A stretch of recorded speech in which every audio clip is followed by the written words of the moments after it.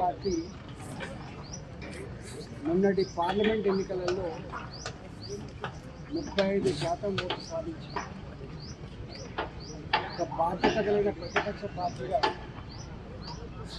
తెలంగాణ రాష్ట్రంలో అవతరించింది.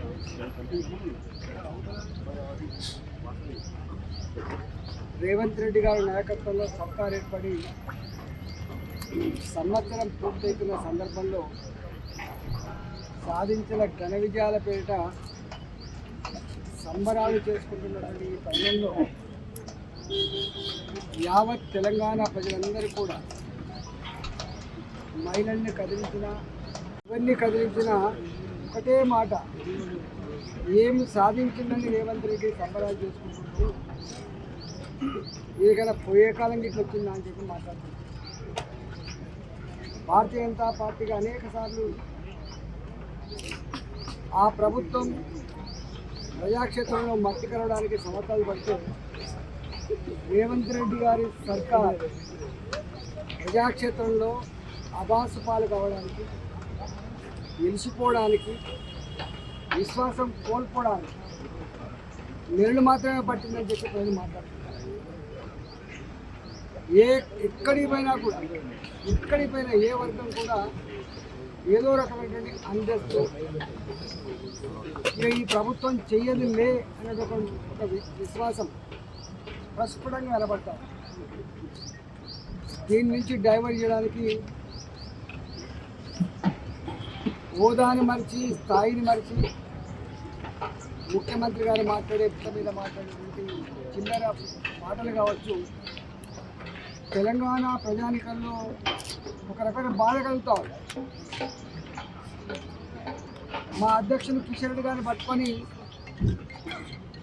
ఇక ఆ స్థాయి మనిషి మాట్లాడే మాటలు కాదు, కిషన్ రెడ్డి ఇక్కడ గుజరాత్ కాలకడ మోకళ్ళు అనేటువంటి మాటలు ఏవైతున్నాయో రేవంత్ రెడ్డి అజ్ఞానానికి తప్పకుండా ఈ మాటలకి ఆయన యొక్క చేష్టలకి ప్రజాక్షేత్రంలో సందర్భించినప్పుడు శిక్ష తప్పదని చెప్పి తెలుస్తారు.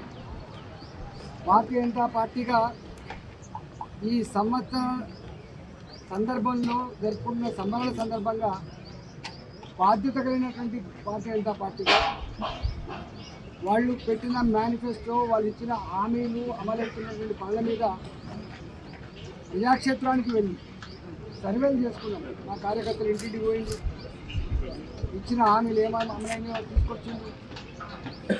చివరికి ఎక్కడికక్కడ మండలాల వారికి కావచ్చు, నియోజకవర్గాల వారికి కావచ్చు, ప్రజల ప్రోద్బలంతో, ప్రజల ఆశీర్వాదంతో సభలు జరుగుతూ ఉన్నాయి, సైకిల్ మోటార్ ర్యాలీలు జరుగుతూ ఉన్నాయి.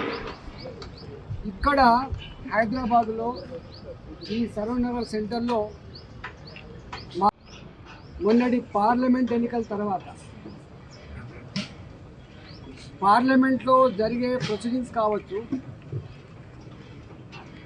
బాధ్యత కలిగినటువంటి ప్రతిపక్ష పార్టీలు పార్లమెంట్లో వ్యవహరిస్తున్న తీరు కావచ్చు, దేశంలో జరుగుతున్న పరిణామాలు కావచ్చు, బంగ్లాదేశ్ లాంటి దేశంలో జరుగుతున్నటువంటి నరమేధం కావచ్చు, ఇవాళ అక్కడ హిందువులపై జరుగుతున్నటువంటి దుర్మార్గాలు కావచ్చు, ఇవన్నిటి తర్వాత ప్రజల్లో ఒక ఆలోచన వచ్చింది.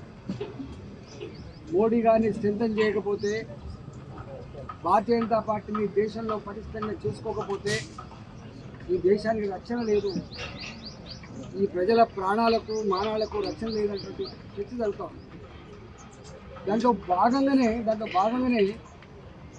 మొన్న హర్యానాలో ఎన్నికలు జరిగితే అక్కడ ప్రజానికమంతా కూడా అన్నిటి పక్కకు నెట్టి పార్లమెంట్ ఎన్నికల్లో జరిగినటువంటి నష్టం మళ్ళీ జరగద్దు, మళ్ళీ మోదీ గారినే మనం ఆశీర్వదించాలి, మోడీ గారినే స్ట్రెంథన్ చేసుకోవాలని చెప్పే సంకల్పంలో ఇవాళ హర్యానాలో గొప్ప మెజారిటీ ఇచ్చి భారతీయ జనతా పార్టీ పట్టం కట్టింది.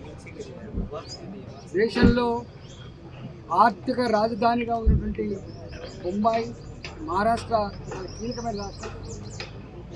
అక్కడ కాంగ్రెస్ పార్టీ ఎన్ని రకాల విష ప్రచారాలు చేసినప్పటికీ కూడా మహారాష్ట్ర ప్రజానికం వాళ్ళ ఆత్మను ఆవిష్కరించి నీ అబద్ధపు ప్రచారాలు, మీ మోసపు ప్రకటనలు, మీరు ఇచ్చేటువంటి హామీలు చెల్లవి. ఇక్కడ మేము విజ్ఞులం, మేము అంత అమాయకులం కాదని చెప్పి మహారాష్ట్ర ప్రజానికం కాంగ్రెస్ కూటమికి చెల్లుమనిపించింది.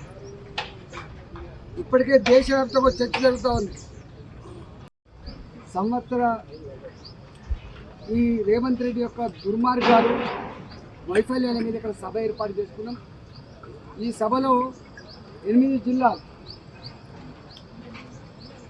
ఇక్కడ రంగారెడ్డి రూరల్ జిల్లా, రంగారెడ్డి అర్బన్ జిల్లా, అదేవిధంగా మేడ్చల్ రూరల్, మేడ్చల్ అర్బన్, సికింద్రాబాదు, ఇవాళ హైదరాబాదు, భాగ్యనగరు, గోల్కొండ, 8 జిల్లాల పరిధిలో ఇక్కడ ఉన్నటువంటి గౌరవ కార్పొరేటర్లు కావచ్చు, గౌరవ మాజీ శాసనసభ్యులు కావచ్చు, గౌరవ పార్లమెంట్ సభ్యులు కావచ్చు, గౌరవ అధ్యక్షుల నాయకత్వంలో రేపు సాయంత్రం 3 గంటలకు ఇక్కడ పెద్ద బహిరంగ సభను ఏర్పాటు చేసుకుంటున్న సందర్భంలో ఈ 8 జిల్లాల మా నాయకులకి, మా కార్యకర్తలకి, భారతీయ జనతా పార్టీని అభిమానించినటువంటి మా ప్రజలకందరూ కూడా వినమ్రంగా నేను విజ్ఞప్తి చేస్తా ఉన్నా.